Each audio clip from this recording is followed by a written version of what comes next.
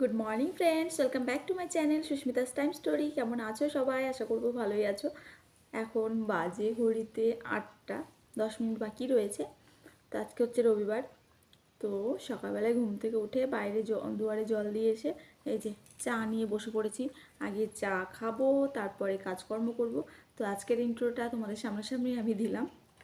তো চলো ব্লগটা এখন থেকে স্টার্ট করছি, আশা করবো তোমাদের ভালো লাগবে। আর তোমাদের দাদাভাই যে চা খেয়ে এক্ষুনি বেরোলো। তো চলো এবার টুকটুক করে কাজগুলো করি, আগে চাটা খেয়ে নিই।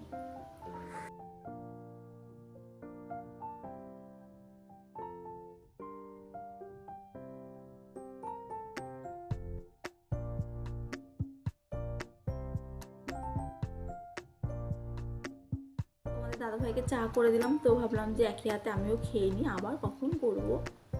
তো সেই কারণেই আগে চাটা খাওয়া, চা খাবো তারপরে কাজ করবো। এবার টুকটুক করে কাজগুলো করে নিই। বিছানাটা আজকে একটু ঘরটা ডিপ ক্লিনিং করব। বেশ মাসখানেক ধরে আগে যে সপ্তাহে ক্লিনটা করতাম সেটা আমার বন্ধ হয়ে গেছে, মানে করতেই পারছি না। তো আজকে ভাবলাম যে করবো, আজকে যাই হয়ে যাক। তো চলো শুরু করা যাক। তো প্রথমেই আমি ঘরে ঝুল ঝেড়ে নিয়েছি পুরো। তো সেটা তোমাদের সঙ্গে শেয়ার করিনি, যদিও আমার ঘরে সেভাবে ঝুল খুব একটা হয় না, কারণ আমাকে দেখতেই থাকো ঝাড়তেই থাকি। তবে ওই মাসখানেক ধরে করিনি, তবুও খুব একটা হয়নি।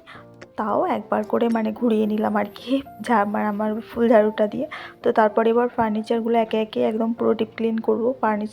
ফার্নিচারগুলোও করা হয়নি। তো এই যে র্যাকটা দেখতে পাচ্ছ, যেটা এখন আমি ক্লিন করছি, এই র্যাকটাতে সমস্ত কিছু আমার কৌটোকাঠি, মুড়ি বিস্কুট, তারপরে আমার মশলাপাতির সমস্ত কৌটোকাঠিগুলো এখানে থাকে। মিক্সার গ্রাইন্ডার ওই যে উপরে সমস্তটাই থাকে। অ্যাকচুয়ালি আমার তো রান্নাঘর সেভাবে নেই আলাদা করে, তো সেই কারণে আমার ওই একটা ঘরের মধ্যে সমস্ত কিছু আমাকে গুছিয়ে ম্যানেজ করে রাখতে হয়। তো সেই কারণে এই র্যাকটার মধ্যে রাখি বিশেষ করে কৌটোকাঠিগুলো, যেটা এক জায়গাতে থেকে যায় এবং আমার হাতের কাছেও থাকে এবং সুবিধা হয় আর কি। তো সেই কারণে তো সমস্ত কিছু নামিয়ে এখন এই যে ক্লিন করে নিচ্ছি র্যাকটাকে।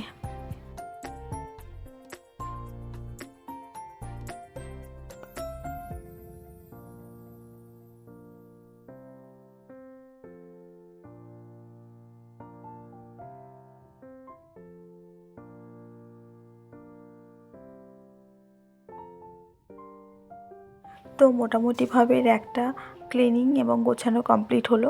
আর এদিকে দেখো এবার বালিশগুলো, ব্ল্যাঙ্কেট সমস্ত কিছু এই যে কাভারগুলো খুলে এই যে বের করে রেখেছি, রোদে দিয়ে আসলাম ছাদে।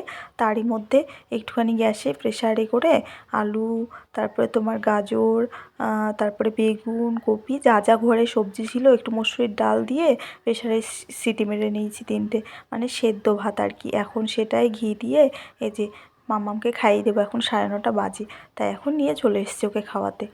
তো তারপরে ওকে খাওয়ানোর পর আমিও ওই হাতে একটুখানি ব্রেকফাস্ট ওটাই করে নিলাম, সবার জন্য একটুখানি করেছি বেশি করেই, তো সকালের মতো। তারপরে এখন দেখো এইদিকে কতটা জামা কাপড় বেরিয়েছে, বিছানার চাদর, ব্ল্যাঙ্কেটের কভার, বালিশের কভার, তারপরে তোমার মিষ্টি জামা কাপড়, তারপরে যেটা আমি তোষকের উপর পেতে রাখি আর কি, পুরো দেখো এক গামলা এক বালতি হয়েছে সোয়েটার মোয়েটার নিয়ে।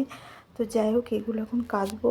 তার আগে এই যে দেখো গ্যাসের অবস্থা কি হয়েছে, প্রেসারে বসিয়েছি বলে এই যে। তো এখন তোমাদের দাদাভাই আসেনি, তাই তোমাদের দাদাভাইয়ের জন্য ভাতটা রেখে দিলাম। আর এখন আমি চায়ের বাসন কটা মেজে নেবো, গ্যাসটা মুছে রাখবো এই হাতেই। রান্নাঘরের কাজটা কমপ্লিট করে রাখি, তারপরে আবার ঘরে ঢুকবো, ঘরের কাজটা অর্ধেক হয়েছে। তো এদিকে বাসনটা মেজে তারপরে তোমার গ্যাস ট্যাস মুছে এখন চলে এসেছি। এই যে অর্ধেক কাজ হয়েছে, অর্ধেক কাজ বাকি আছে। এখন খাটটা একটুখানি কলিং দিয়ে এই যে ক্লিন করব। আর সঙ্গে ওই যে ওই কী বলবো আর্টিফিশিয়াল ফ্লাওয়ারটা এবং বাস্কেটটা দুটোই এই যে ক্লিন করে নিচ্ছি। আর খাটটাও মুছে নেব, খাটটাও ক্লিন করা হয় না। আর এই ডিজাইনের খাট প্রচুর নোংরা জমে, ধুলো মাটি একদম আটকে থাকে এর মধ্যে। এটা ক্লিন করতেও বেশ আমার অনেকটা সময় লাগবে, যেটা আর তোমাদের সঙ্গে অতক্ষণ ধরে দেখানো সম্ভব নয়, তাই শর্টকাটে দেখাচ্ছি। তো চলো এদিকে তোষকটাও আমি ছাদে দিয়ে এসেছি, সমস্ত বালিশ টালিশ সব কিছু রোদে দিয়ে এসেছি।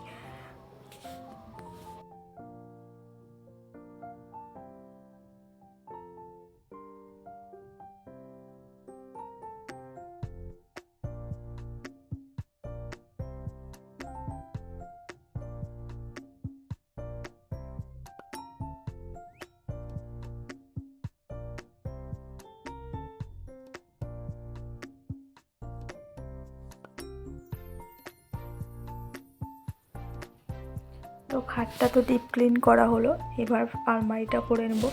আর হচ্ছে ওই যে একটুখানি ঘরের জিনিসপত্রগুলো আজকে উলটপালট করেছি, আর হাতে অনেকটা সময় নিয়ে আজকে ঘরের কাজগুলোই লেগে পড়েছে আর কি। মানে যেহেতু সানডে, তোমাদের দাদাভাইয়ের ছুটি, তারপরে আবার হচ্ছে কি বলবো, ঘুম থেকে উঠে মানে আজকে সমস্ত কাজ আর কি টাইমলি হয়েছে, তবুও যেন স্নান করতে গিয়ে সেই আমার 3টে বেজেছে। যাই হোক, কীভাবে চলো তোমাদের সঙ্গে পরে শেয়ার করছি। তার আগে আলমারিটা ক্লিন করে নিই। আর ওই যে র্যাকটা দেখতে পেলে, র্যাকটা আলমারির এই পাশে ছিল, সেটাকে ওই পাশে করেছি। আর ওই পাশে কী ছিল বলো তো? ওই পাশে আমার সেলাই মেশিনটা ছিল।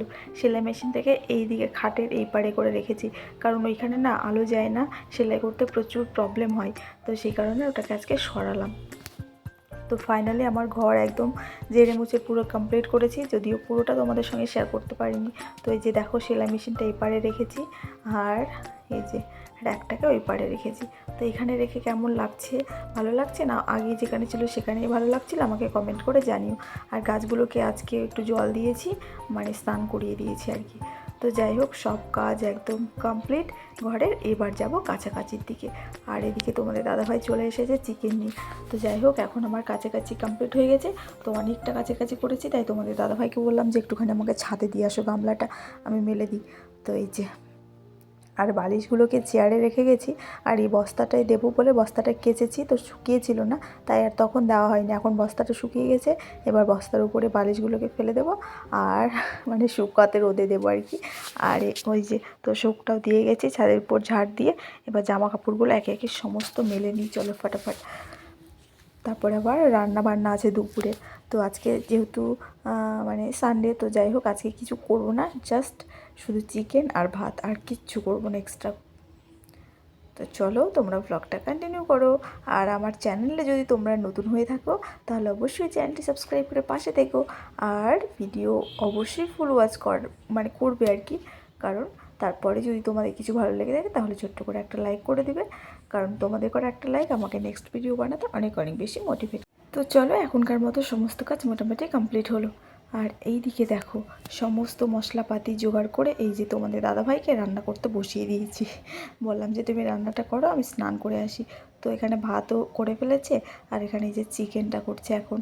তো যাই হোক, ও বাড়িতে যদি থাকে অবশ্য আমাকে অনেকটা হেল্প করে সব কাজে, তো তাতেই আমার অনেক শান্তি আর কি বলতে পারো। তো যাই হোক, এখন ও বসে বসে রান্না করছে, আর আমি স্নান করব কি, এখন দেখো হলুদ বেটে নিয়ে চলে এসেছে ছাদে। আমি এখন বসে বসে হলুদ মাখবো। তো মানে সরস্বতী পুজো উপলক্ষে ঘরটাকেও ডিপ ক্লিনিং করে নিলাম, সঙ্গে এই যে গায়ে হলুদ মাখার পর্বটাও শেষ করছি এখন। তো চলো, তোমরাও কি মানে এই রিচুয়ালটা ফলো করো? মানে সরস্বতী পুজোর দিন কি এরকম হলুদ, দুবরা, নিম পাতা আর কি বেটে এরকম মাখো স্নান করার আগে? আমাকে কমেন্ট করে জানিও। বাড়ির আমরা প্রত্যেকেই আজকে মাখবো কিন্তু হলুদ, এটা আমরা মানে করে থাকি। বিয়ের আগেও আমরা মায়ের বাড়িতে আমি করেছি এরকম।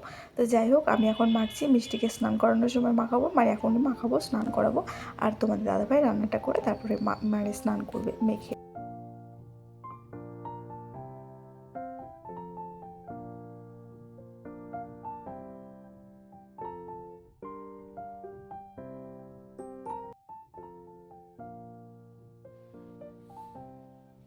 গুড ইভিনিং বন্ধুরা, এখন বাজে 4:30, আর আমি চলে এসেছি এই চা করতে।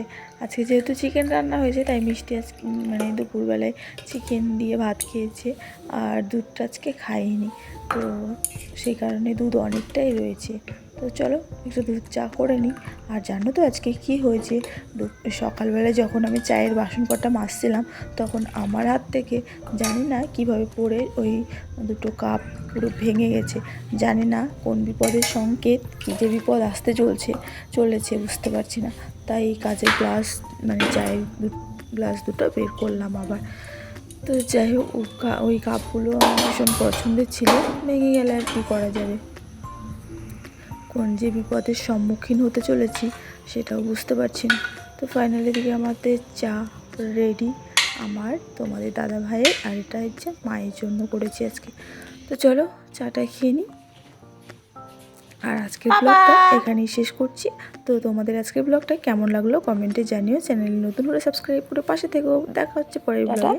Good night.